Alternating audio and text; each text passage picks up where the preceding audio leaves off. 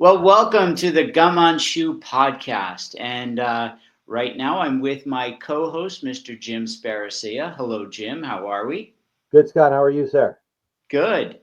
Well, we are now sponsored. So let's give a little commercial and a little love on air here.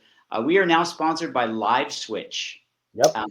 Their AI powered live video platform helps businesses of all different types connect with customers through virtual estimates, project documentation, troubleshooting, communication, essentially allowing anybody within these industries to scope jobs and win contracts faster. And I actually turned them on to a friend of mine who fixes conveyor belts. Oh, And okay. yeah, and he was amazed by how he could just scan the barcode, and when the people are on site and they have an issue, they just videotape it, and he could tell you what's wrong with it before and without even taking a trip out there. So, Live Switch, our new sponsor, and a little bit of love for them right here. Welcome. So today, we've normally, Jim and I, whenever we have our conversation together, we used to in the past do what's called a 5 minute major. But because Jim is an Islander fan and they haven't had a 5 minute major since Matt Martin retired, we're going to switch it up to a Jim focused, intelligent conversation. Instead of 5 minute major, we're going to give Jim the floor today. And we're going to chat about a subject that has been brewing for him for probably some time now. Is that correct, Jim? Yes. Yes. And I'm sure the audience will realize quickly it may not be an intelligent conversation, but it'll be a conversation. All right. Well, we're here. Jim and I want to have a chat um, about artificial intelligence, which is probably on everybody's mind. And, there's good points. In my mind, there's good points and there's bad points. And, Jim, what did you find out or what did you want to chat about today? So here's how I'll start. Has anyone ever heard the term life on pause? What it refers to is we all take a time out in our life, wherever we are, a time where we can kind of refocus and maybe be introspective in order to get more clarity on our current decision making. These pauses can provide us with an opportunity to reflect on our thoughts, to recharge and rejuvenate our mind, our body, even our spirit. I think right now, where we are, I think is at a big time inflection point. And I think it might be time for us all to call a timeout around the phenomena that is known as artificial intelligence.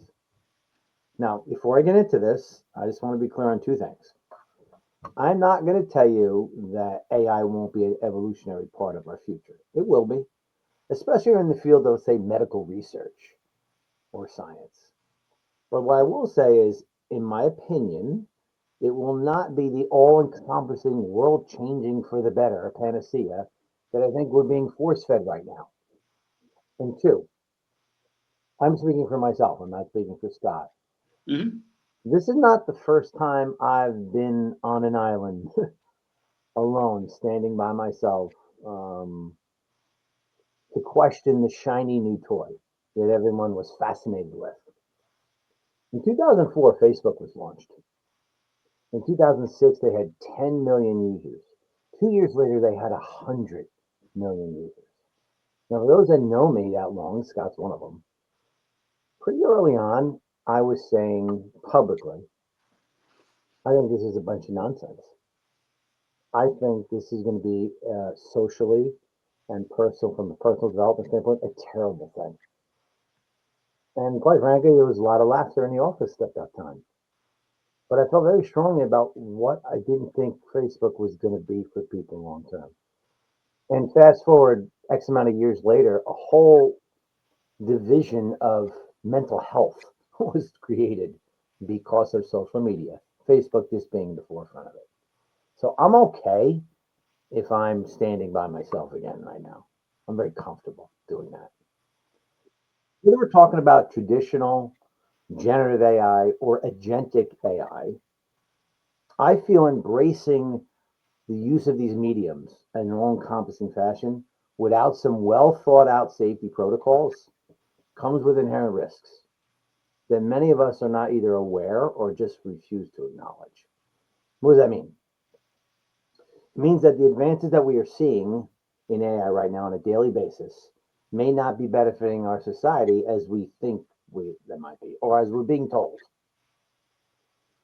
Now, am I breaking ground with that statement? Not really. I'm not the first one to say that.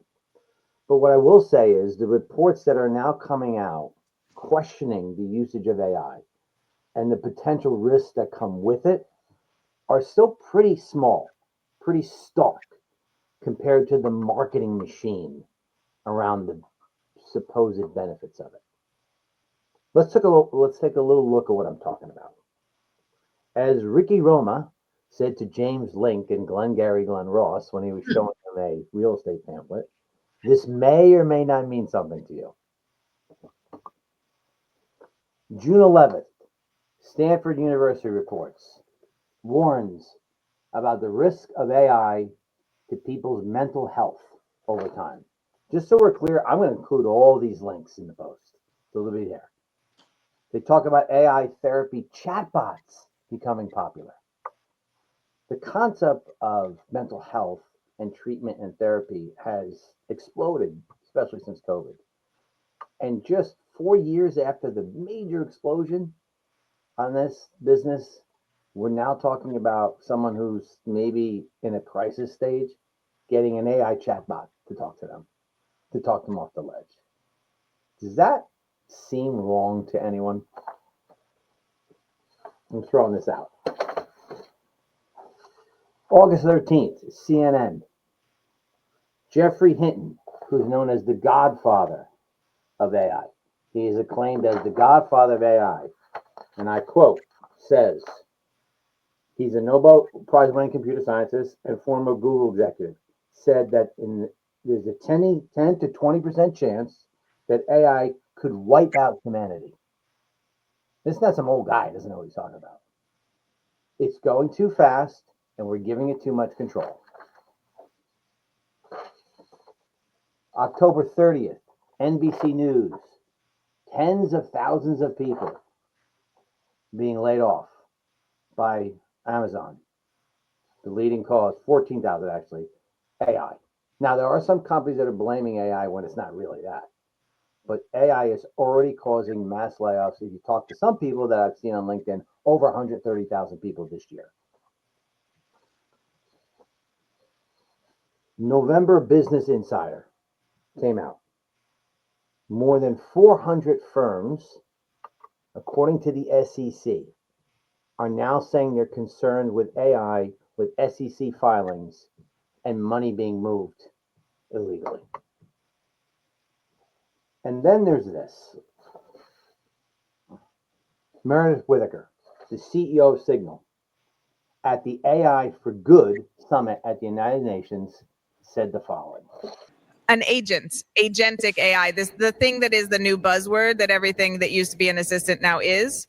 I think there's a real danger that we're facing, and Signal is clocking this pretty closely, of the introduction of this sort of notion of agentic AI into our devices and lives, in part because what we're doing is giving so much control to these systems that are going to need access to data. So if you read.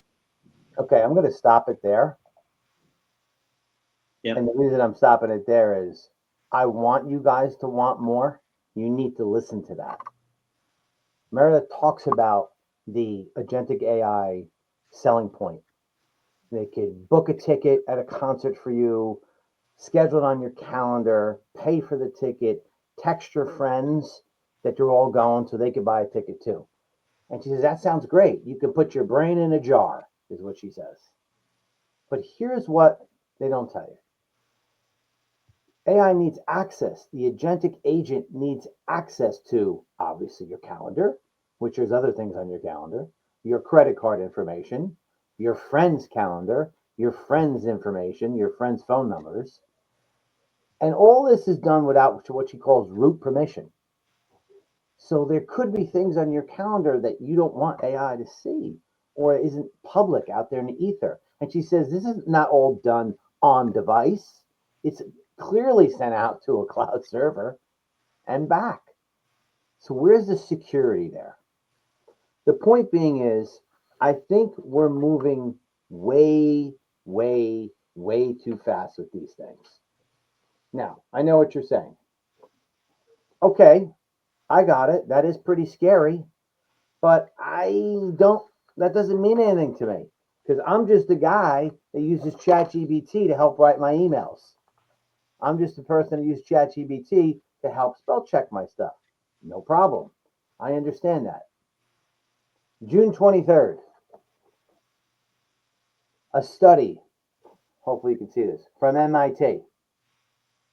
It says they did a study of people that use ChatGPT, 3 control groups, people that use ChatGPT, people that use some other sort of research like a Google, and people that do things on their own. They had them all write essays. Overwhelming majority of people that use ChatGPT scored lowest on cognitive ability to reason, ability to do critical thinking. And then the more you use ChatGPT, the dumber you get. This isn't a social media post on TikTok, people. This is MIT. The point I'm trying to make is, I think maybe the time has come for all of us to call a timeout on the inevitable acceptance of artificial intelligence in every aspect of our lives. Technology advances are only that if they advance our existence. They're not. We're supposed to progress, not regress. I'll leave you with this. There's 3 people standing on a railroad track. Train comes down the track.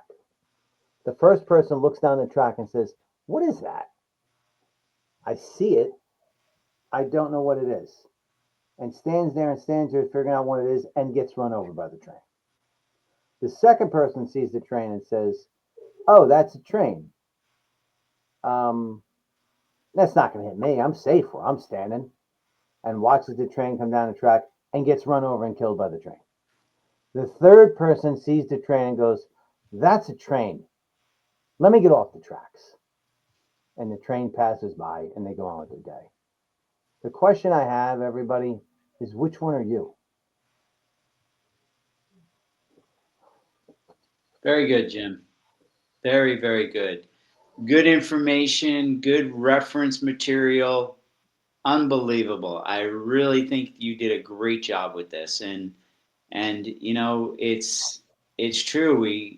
Like I used it to create a PowerPoint, which would have taken me 4 hours, and I did it in 10 minutes, right? That's And okay. That's okay. right. But what I'm saying is that there's a lot of things that you don't think about.